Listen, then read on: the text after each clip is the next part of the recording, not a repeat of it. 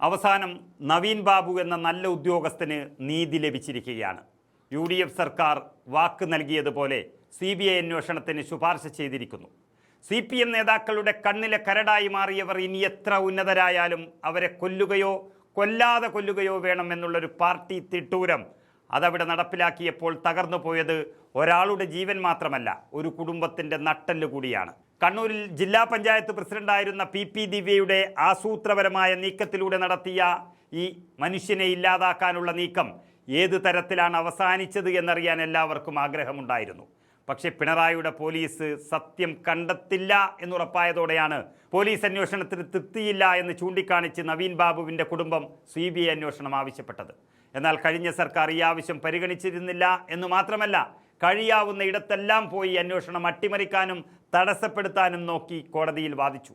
ഇതേ തുടർന്നാണ് പുതിയ സർക്കാർ നവീൻ ബാബുവിൻ്റെ മരണത്തിൽ അന്വേഷണം CBIക്ക് വിടാൻ തീരുമാനിച്ചത്. CBI അന്വേഷണം ആവശ്യപ്പെട്ട് നവീൻ ബാബുവിൻ്റെ കുടുംബം മുഖ്യമന്ത്രി സതീശനുമായി കൂടിക്കാഴ്ച നടത്തിയത് മുതൽ ആ കുടുംബം വലിയ പ്രതീക്ഷയിലായിരുന്നു. ഒരു മുഖ്യമന്ത്രിയായിട്ടല്ല, ചേർത്തു നിർത്തുന്ന ഒരു സഹോദരനായിട്ടാണ് അവർ സതീശനിൽ നിന്നും പ്രതീക്ഷ വെച്ചത്. അതിതാ നടന്നിരിക്കുന്നു. ഇനി CBI വരും. അധികാരത്തിൽ വന്നതിന് ശേഷം UDF സർക്കാർ CBIക്ക് വിടുന്ന ആദ്യത്തെ കേസാണിത്. പോലീസ് കുറ്റപത്രം സമർപ്പിച്ച PP ദിവ്യയാണ് ഏക പ്രതിയെങ്കിലും ഇനി CBI ആണ് കേസിലെല്ലാം തീരുമാനമെടുക്കേണ്ടത്.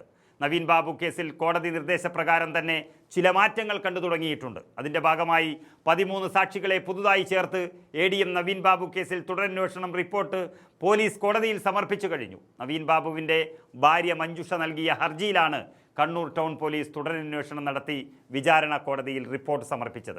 പോലീസ് സമർപ്പിച്ച കുറ്റപത്രത്തിലെ 13 പിഴവുകൾ ചൂണ്ടിക്കാട്ടിയായിരുന്നു തുടരന്വേഷണം വേണമെന്നാവശ്യപ്പെട്ട് നവീൻ ബാബുവിൻ്റെ ഭാര്യ മഞ്ജുഷ കോടതിയെ സമീപിച്ചത്.